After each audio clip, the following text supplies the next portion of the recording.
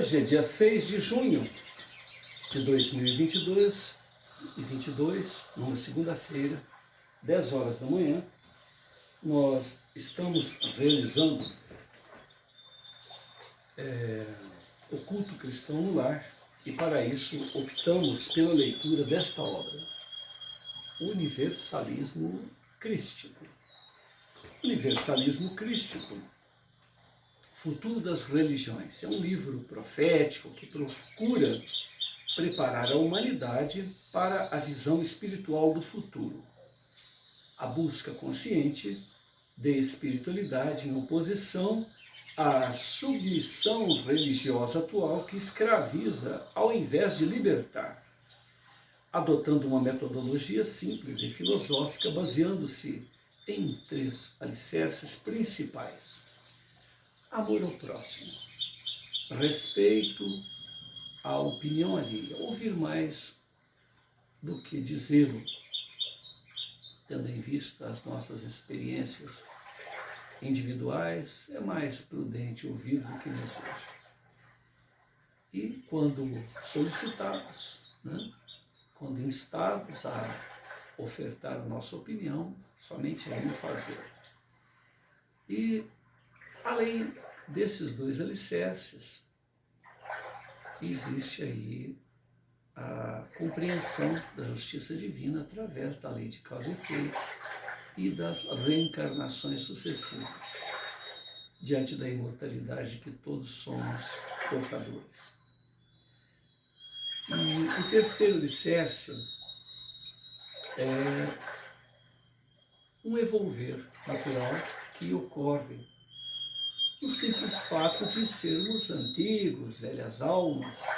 Portanto, o acumular, a troca de experiências, as dores que vão se sucedendo, as alegrias das resoluções bem atendidas, bem escolhidas, tudo isso nos faz evolver intelecto, psicológica, emocional e espiritualmente. Diante disso, a necessidade de se rever conceitos, para que esses conceitos não se tornem uma âncora para os nossos singrares, para as nossas viagens inevitáveis rumo ao eterno aprendizado, uma vez que somos perfectíveis e estamos aí diante de uma grande jornada, de um grande passeio evolucionário.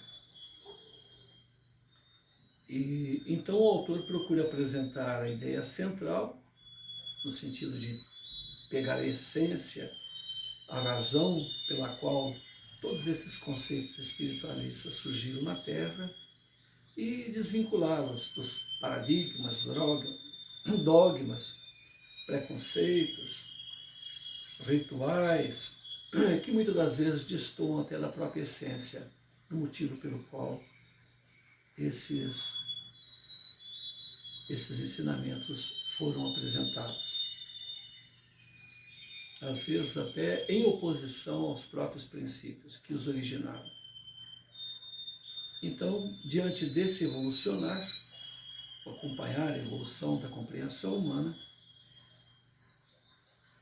se resolve o maior problema das religiões, que é a estagnação. Muitas das vezes intencional. Em desdobramento espiritual, Roger visita as esferas espirituais superiores e as regiões sombrias do astral inferior para obter a opinião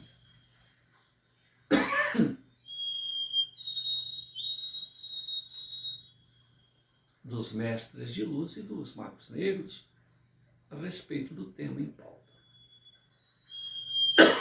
Em segunda parte, narra Hermes, através de Roger, a ação dos precursores da nova era para implantar na Terra a visão espiritual do terceiro milênio, com uma leveza e idealismo emocionantes.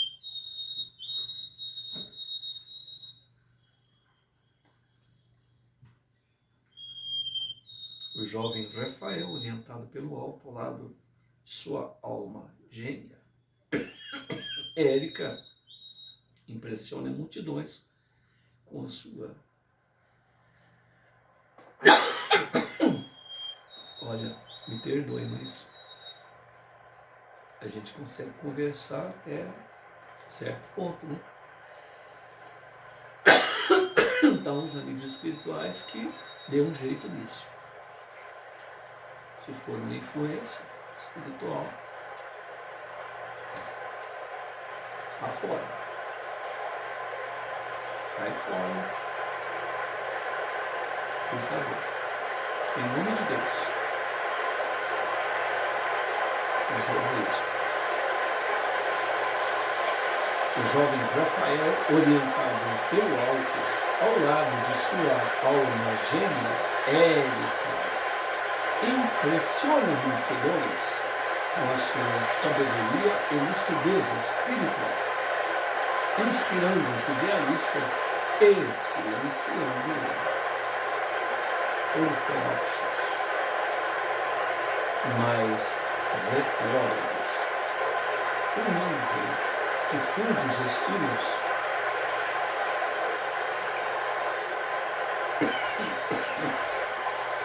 já apresentados em Sob o Signo de Aquário e a História de um Anjo, e como diz Hermes em seu prefácio,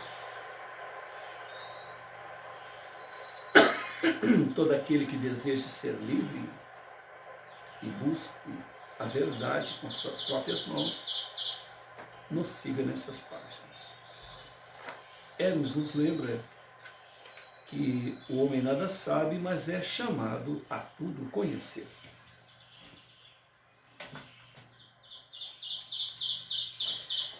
A página 188, 189, Rafael, que é um tipo de João Batista, um dos 318 indivíduos preparados para preparar o caminho para que Gabriel, um companheiro encarnado na mesma época, também venha trazer a sua mensagem a respeito do tema em pauta.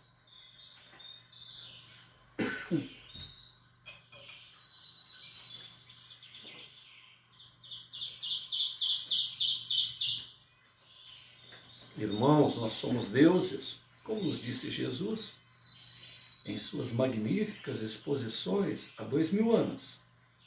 Graças a Deus, essa mensagem de Jesus não foi deturpada ou apagada nos evangelhos, como tantas outras. Portanto, vamos nos portar como verdadeiros filhos de Deus, buscando viver conforme a lei áurea. Não é muito difícil ter uma relação positiva com o mundo. E é isso que Deus espera de nós. Chega de nos portarmos como ratos miseráveis, pecadores,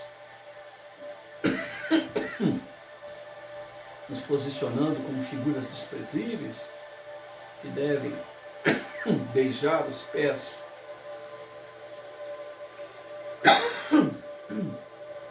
de estátuas, em vez de nos dedicarmos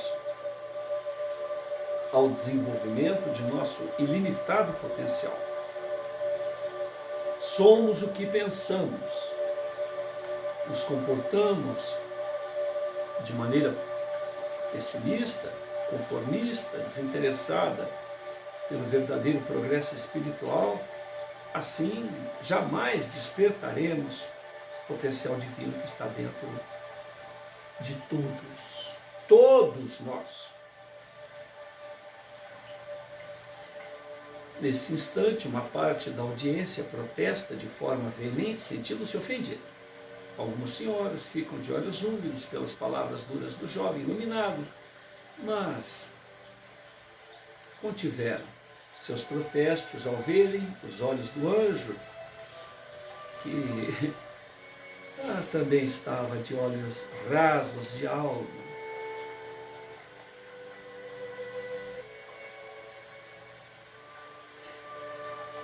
Rasos de lágrimas. Elas compreendem como ele agia estando falando de maneira dura. Havia um esforço dele para que se abrisse os olhos de todos os presentes, apesar dos milindres. Algumas irmãs já se despiram do cabresto impositivo das religiões, ergueram suas nobres cabeças, fizeram então um gesto afirmativo, concordando, respaldando as palavras de Rafael. Elas tinham, estas senhoras espertas, para a fonte criadora, afinal, tinham presenciado muitos gestos fraternos, amorosos, respeitosos de Rafael, que desta maneira conquistou a confiança com sua atitude ousada,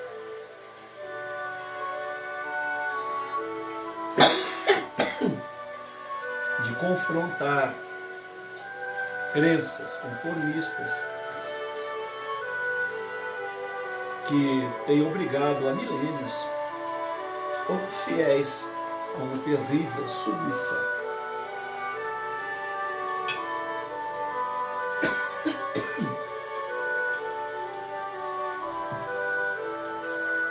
Essas senhoras lembram que também Jesus, do mesmo modo, não abriu mão de ser rude com fariseus hipócritas. E o grande mestre afirmou que tais comportamentos eram oriundos de indivíduos que poderiam ser comparados a sepulcros encaiados, belos por fora, mas podres e fedorentos por dentro. Coam um mosquito. Separa um mosquito em meio ao conjunto, no entanto engole um camelo. Aquele anjo divino olhou para estas almas sedentas da compreensão de si próprias com imensa gratidão. Afinal, todos estavam silentes, acompanhando seus raciocínios, um após outros. E há um reconhecimento, uma gratidão recíproca, ele por poder ser ouvido, elas por poderem ouvir. Então Rafael medita mais alguns instantes, aguardando que a Assembleia assimile serenamente suas primeiras argumentações e continua.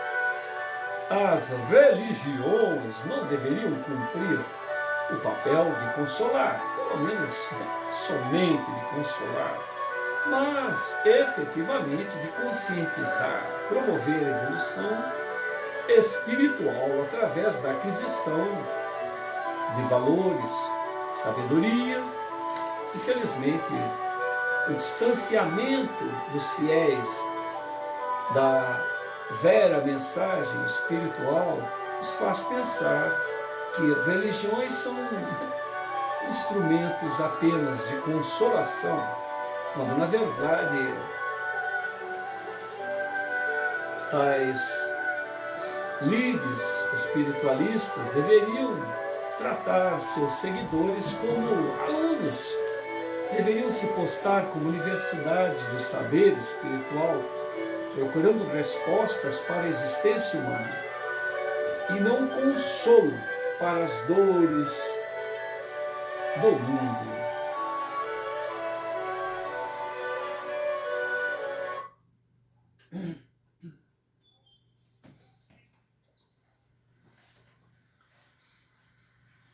Nós somos o que pensamos. Se nos portarmos de maneira submissa, pessimista, conformista, desinteressada pelo verdadeiro progresso espiritual, jamais despertaremos o potencial crístico, o potencial divino,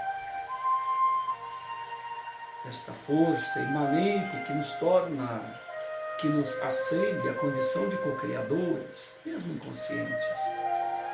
Naquele instante, então, Jesus é lembrado que sempre amorável não abre mão de agir de maneira mais severa com os hipócritas. Uma gratidão silente espaira de maneira empática entre as duas partes. As religiões, portanto, deverão cumprir o papel de esclarecer, trazer a vera espiritualidade àqueles que confiam suas almas às suas fileiras, às suas lides.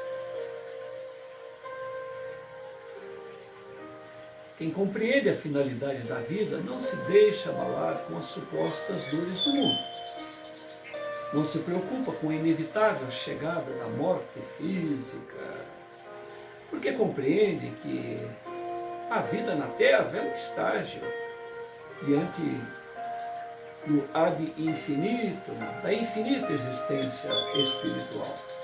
Tenho certeza de que tanto o Criador como os espíritos evoluídos a quem pedimos amparo ficariam muito felizes se nos dedicássemos à aquisição de valores espirituais, amor, sabedoria, do que simplesmente nos entregarmos a um ritual mecânico de submissão, adoração, que em muitos casos é hipócrita e de pouco valor reflexivo, de pouca busca das verdades eternas. É com desalento que vejo a humanidade realizando superficiais reflexões a respeito da dor e do sofrimento. Quantas declarações a respeito de pessoas que nem mesmo creem na vida espiritual quando uma grande personalidade desencarna, ou diante de catástrofes coletivas, quão vazias, quão superficiais, quão incoerentes muitas das vezes são essas manifestações que destoam totalmente da realidade. Quando essas pessoas que dizem ter um amparo, uma busca, uma constância religiosa,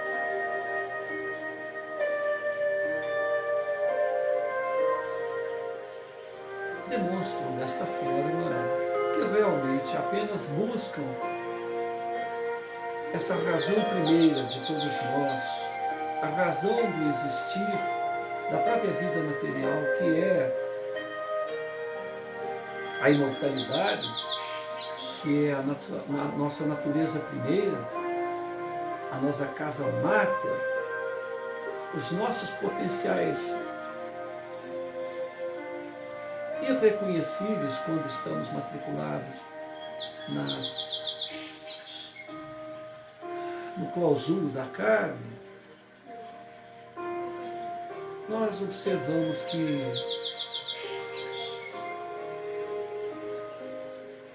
esse nosso recanto de reconforto fica apenas no reconforto e não numa visão consciente. Porque se a razão primeira da vida é a própria imortalidade, é a vida fora da carne, então devemos com esta visão ver as intercorrências quando instados, quando matriculados, quando nos colocamos na condição de observadores e vivenciais do dia a dia, neste cenário, nesta matrix, neste teatro do existir, onde encontramos e reencontramos as pontas soltas junto às nossas propostas existenciais, que é compreender, sentir, vivenciar o amor. Então Rafael levanta-se, caminha de um lado para outro, procurando escolher palavras fáceis, palavras comuns, e expor da melhor maneira sua linha de pensamento para que todos compreendam. Depois desta cautelosa análise, ele continua. Às vezes é difícil abrir mão de nossa forma de pensar, aceitar ideias novas, mas peço que reflitamos no tema. Fomos criados a partir de um modelo baseado na vida humana, como centro de tudo, o mundo espiritual como sendo algo nebuloso, distante. No entanto, a verdade que quero lhes fazer ver é que o mundo espiritual é a vida principal. Nós estamos aqui na existência humana para realizar um breve estágio de aprendizado com o objetivo de regressarmos ao mundo maior, ao mundo melhor do que quando de lá saímos. E é isso que se processa através da aquisição de valores nobres, como o amor, a brandura, a retidão de caráter, a tolerância, o perdão, a responsabilidade, o respeito. Isto é evolução espiritual. É necessário que o homem perceba que somente a adoração a Deus,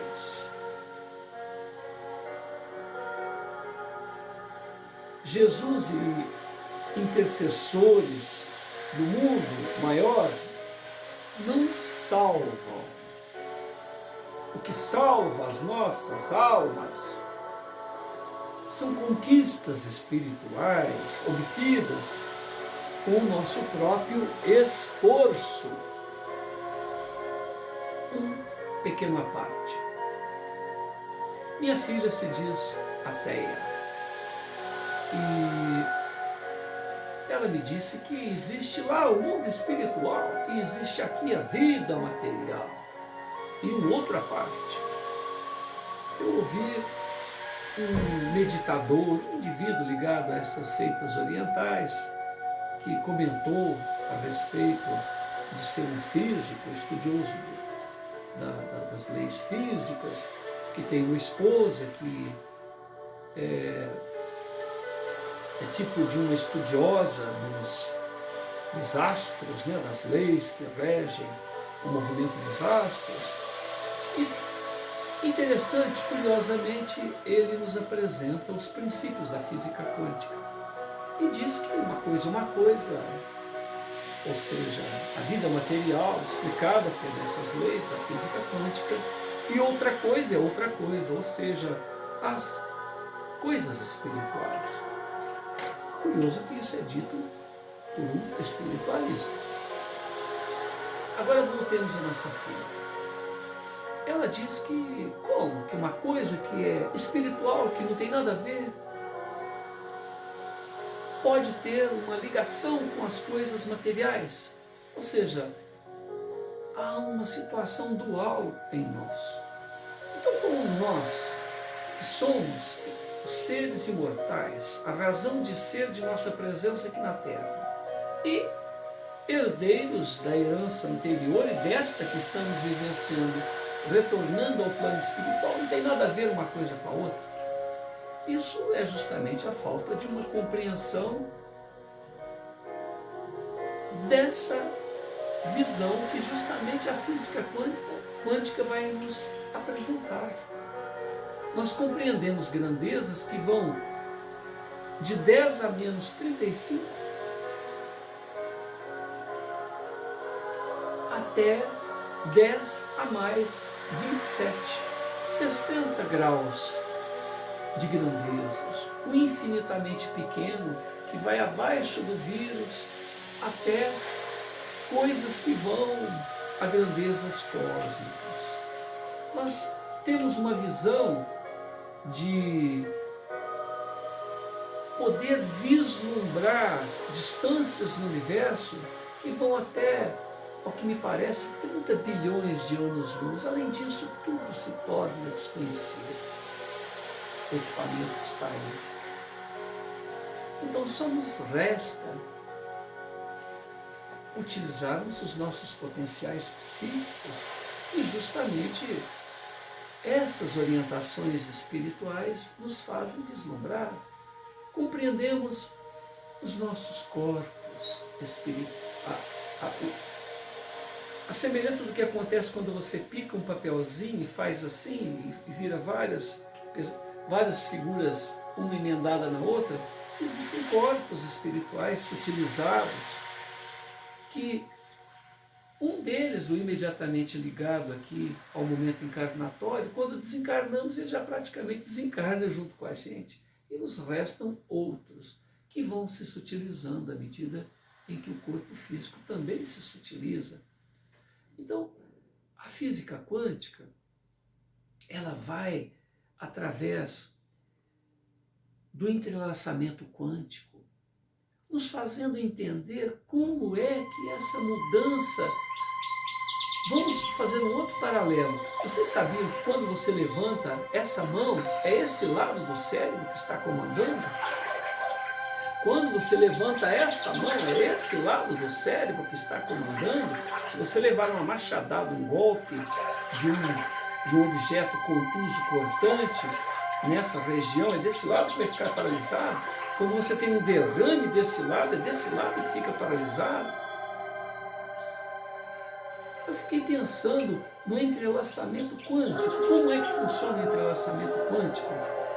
Você, primeiro, tem que entender que na física convencional existe um movimento de um corpo, não importa se micro, se macro, e a movimentação dele, se você conhece a posição e a velocidade, você sabe que ele já esteve ali, a direção também, né? Você sabe que ele esteve aqui em tal velocidade, ele vai estar aqui, depois aqui, e de acordo com o movimento, ele vai estar aqui, ali, né? Mas no aspecto quântico a coisa já não funciona assim.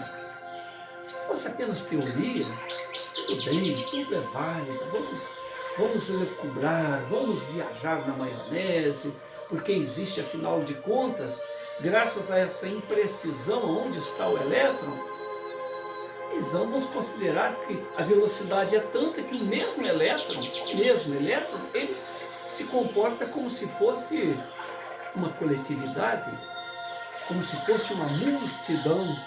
É como uma coisa tão rápida que ele está aqui ao mesmo tempo. É o flash da vida, né?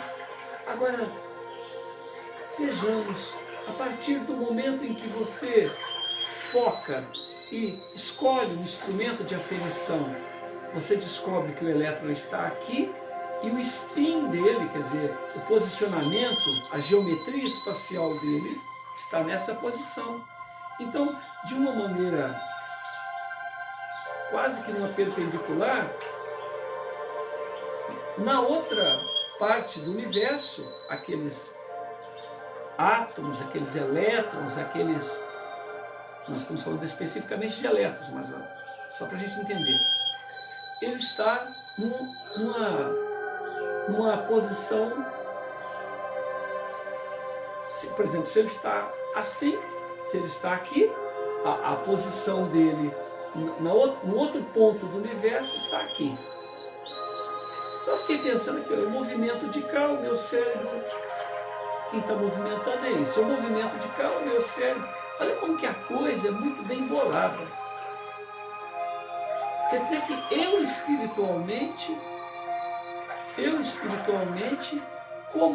faço determinados comandos que interferem na matéria no sentido oposto, como se fosse um espelho.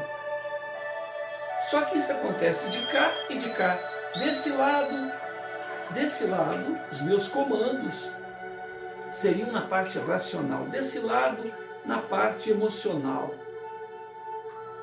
De um lado está a arte, do outro lado está a matemática, de um lado está a poesia, do outro lado está a física. E os números, os cálculos. Olha que coisa interessante, não é de se pensar? Esse lado comanda alguma coisa que na vida material, como se fosse um espelho, age. Então, se descobriu que o spin, ele é invertido a partir do momento que você observa, peraí, quem é o observador? Quem é a fonte de orientação? Nós, espíritos, em relação à matéria. Porque aqui nós estamos na condição de estudiosos em relação aos efeitos. Na relação corpuscular da luz, ou dos elétrons, ou das moléculas, em seu nível quântico. Agora, se nós utilizarmos este mecanismo a nível espiritual, o autor, o observador, que é... Porque nós temos que lembrar o seguinte: nós, espíritos imortais, não iniciamos a nossa vida aqui na condição humanoide. Nós passamos pelo reino mineral, na condição de mônadas espirituais, aprendendo a lidar com a energia, com os corpúsculos, desde a condição de partículas atômicas, as condições de moléculas mais complexas. Uma vez eu vi um filme desses tipo Jornada nas Estrelas, que tinham uma explicação falando sobre os líquidos e os sólidos, vocês, os sólidos. Então existia um personagem lá que ele era líquido, mas ele poderia, diante da sua posição intelectual, se transformar num sólido. Mas ele não conseguia se transformar num indivíduo, num humano muito bem, né? E ele viveu assim durante muito tempo. Era uma coisinha que foi descoberta em algum lugar e que conviveu com a humanidade, se tornou um cara sensível e tal. E depois de um certo tempo, ele consegue descobrir a sua origem, o mundo de onde estavam todos os líquidos. E lá nesse planeta, imagina, igual o planeta Terra, que seria melhor chamado planeta Água, né? Onde as pessoas se ligavam num líquido, quer dizer,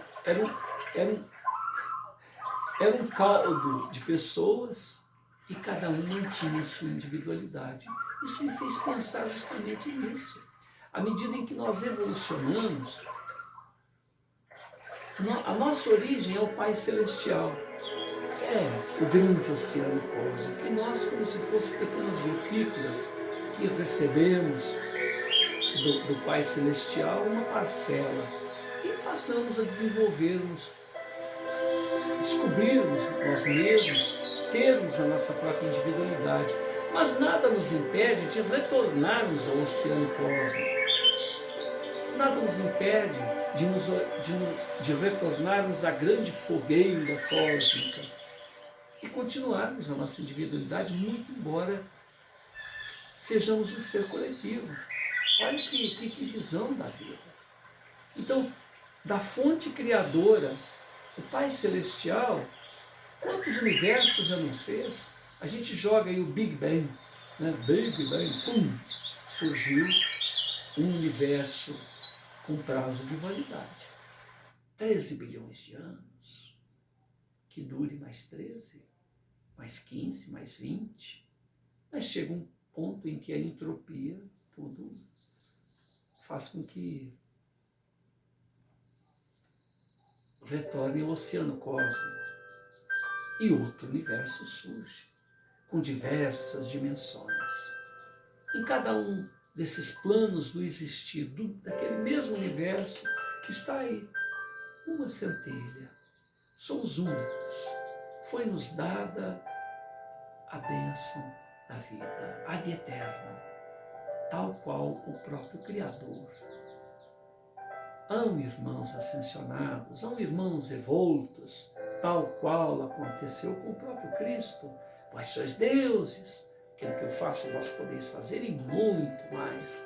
Jesus tem 13 bilhões de anos, quase que o tempo do Big Bang. 13 bilhões de anos. Há Terra tem 4,5 bilhões de anos. Antes que o mundo fosse ou já era. Jesus é o alfa e o ômega. É o norte direcionador da vida na Terra. Segundo consta de mais 4 outros olhos: Capela, Alcione, Quiron. Recolheu nesse chão da terra espíritos que não acompanharam a evolução em outros orbes de 30 ou mais orbes. Estamos aqui vivendo uma verdadeira confraria ou instância de troca de experiências. Imaginemos 30 famílias oriundas de orbes diferentes se interrelacionando.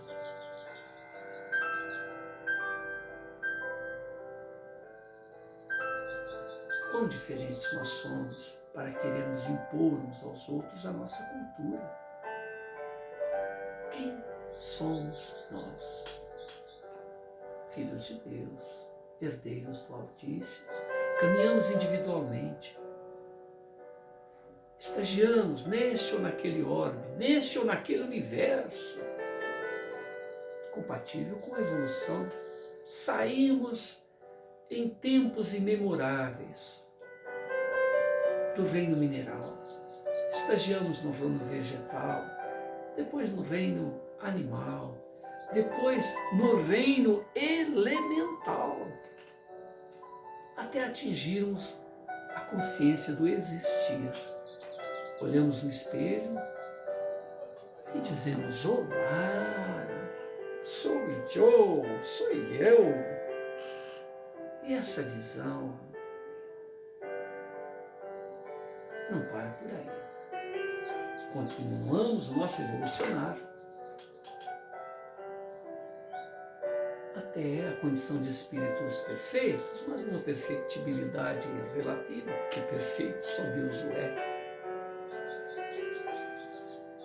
Depois de atingirmos a condição de espíritos, vamos chamar de puros, para não cansarmos o termo perfeito, né?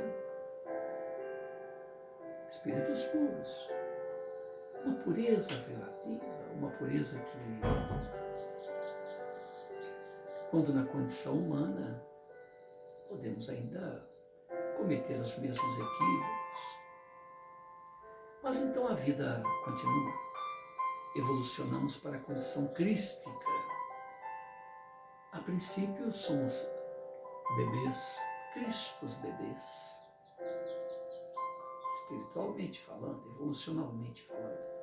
Jesus, com 13 bilhões e 800 mil anos de existência, há 4,5 bilhões de anos já era um Cristo.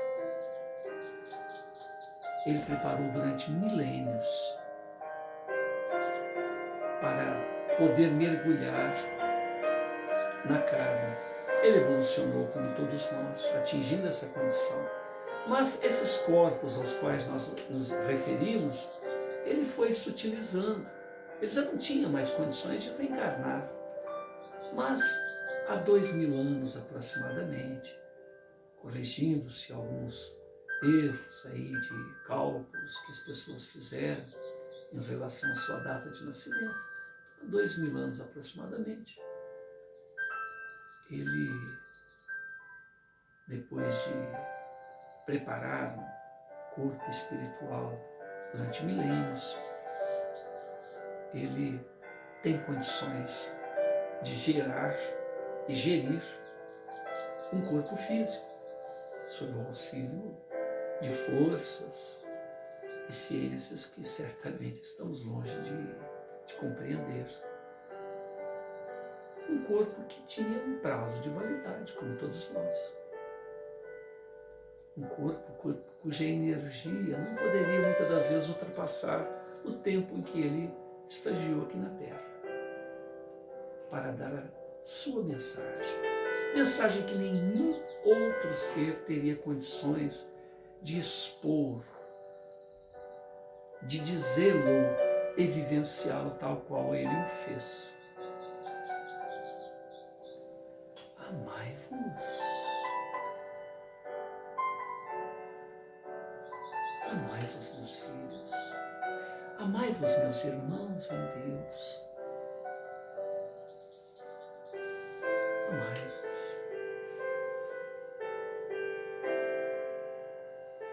Tal qual o autor da vida nos ama, em gratidão a Ele. Amemos a vida. Amemo-nos. Amem-se a si próprios.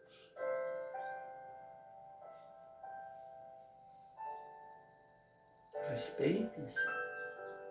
Certamente, nesta família tão misturada, né, de almas, 30 planetas, 30 locais diferentes, formaram a nossa sociedade. 30 bilhões de almas, alguns dizem que chegaram até a 50 bilhões de almas matriculadas sob os auspícios do Cristo, de origens tão diferentes, com experiências tão variadas. Que maravilha! Hoje, os ufólogos anseiam que naves desçam do alto, estagiem em nosso quintal para nos contar os segredos do universo. Basta trocarmos experiências uns com os outros, viemos de ordens diferentes. Certamente existe o esquecimento, existe o véu de Ísis, para que nós possamos nos relacionar. Afinal de contas, não fomos tão bem sucedidos porque estamos no mundo primitivo, um mundo da periferia da galáxia, iluminado por um sol vermelho.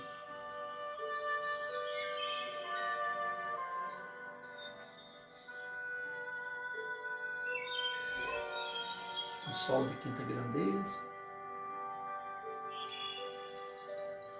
Diante desta situação, somos convidados a ouvir mais do que a tentar impor o nosso modus vivendi, a nossa compreensão da vida. Saber ouvir para poder auxiliar, para oferecer o nosso melhor pitaco, o nosso melhor, vamos dizer assim. Então, como dizê-lo? O que dizer? Somente depois de ouvir. Somos influenciados. Basta ver o começo desse nosso diálogo. A tosse que eu estava. Cadê a tosse?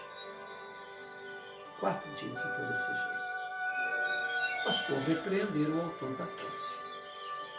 Cadê a tosse?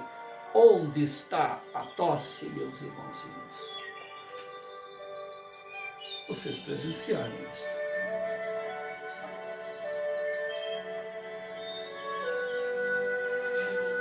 Nós vivemos em um universo de experiências. E nessas experiências, o objetivo, a razão de ser, é a descoberta do amor. Às vezes é difícil de abrir mão de nossa forma de pensar e então aceitar novas ideias. Mas peço que reflitam sobre isso. Fomos criados a partir de um modelo baseado na vida humana como centro de tudo e o mundo espiritual como sendo algo nebuloso e distante. No entanto, a verdade, o que quero lhes fazer ver, é que o mundo espiritual é a vida principal.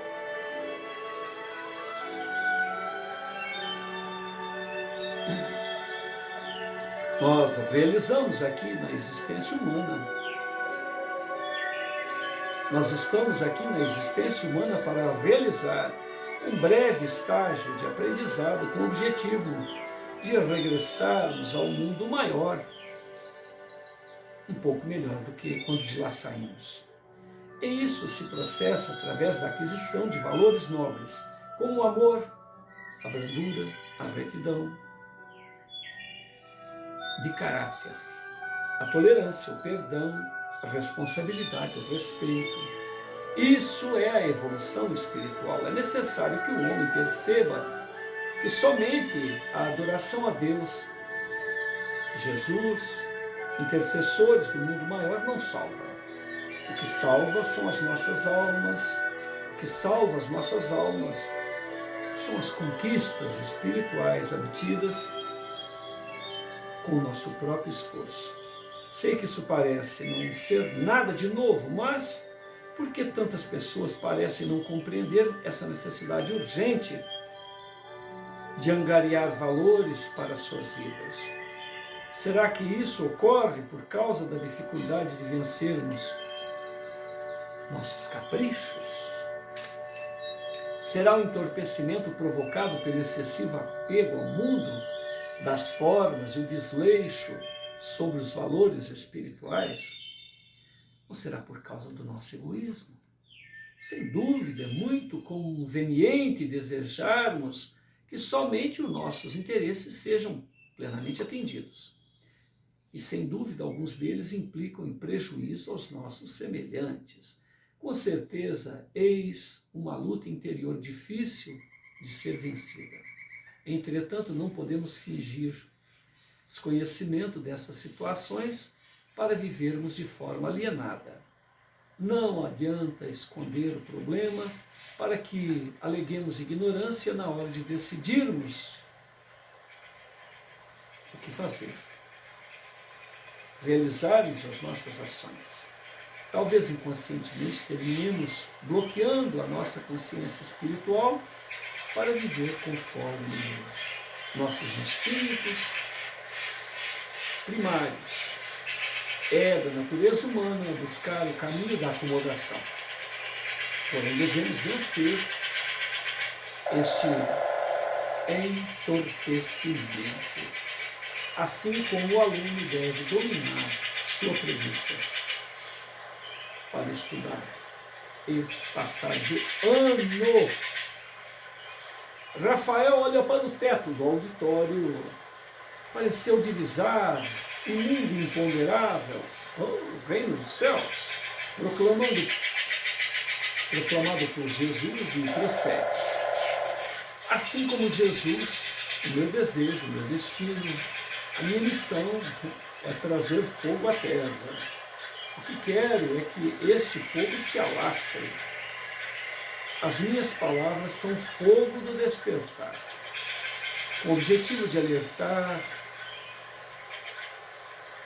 sobre nossos compromissos espirituais. Eu estou aqui para convidar todos vocês a abandonar a posição de passividade, comodismo, submissão, com a finalidade de permitir que uma nova pessoa nasça dentro de cada um. Eis o fim da era do alienado, o início da era do homem consciente.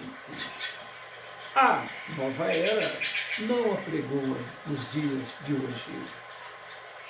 A nova era, tão apregoada nos dias de hoje, é basicamente o fim do homem religioso, início do homem espiritualizado.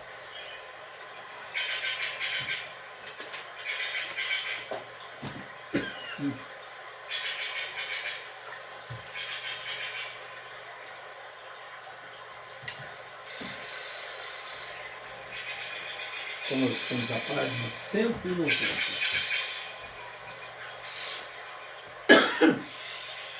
Obrigado, Jesus, pela oportunidade desse encontro.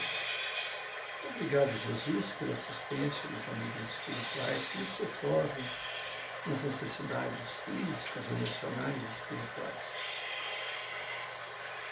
Que a sua mensagem, que a sua vibração diga muito mais do que essas nossas palavras. Uma vez que certamente o nosso mundo íntimo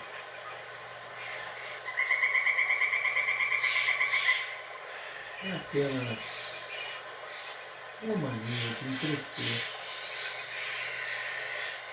este momento vibracional para que a verdadeira mensagem, os recursos que a Pátria Maior dispõe, possam atingir as nossas fontes, a nossa essência e fazer-nos ressonar com a fonte criadora. Que essa ressonância se manifeste. Muita paz a todos.